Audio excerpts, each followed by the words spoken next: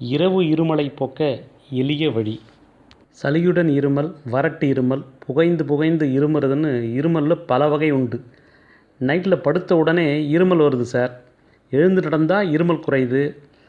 இருமல் நிற்கலை, மெடிசன் போட்டு பார்த்தாச்சு, டாக்டர் சொன்ன சிரப் குடித்தும் பார்த்தாச்சு.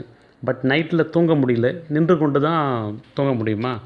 சேரில் உக்காந்தா பரவாயில்ல, சேரில் உக்காந்து பல இரவில் தூங்கியிருக்கேன் அப்படின்னு சொல்கிறவங்களா நீங்கள்? சரி, எப்படி இந்த இரவு இருமலை நிறுத்துவது? Very very சிம்பிளுங்க.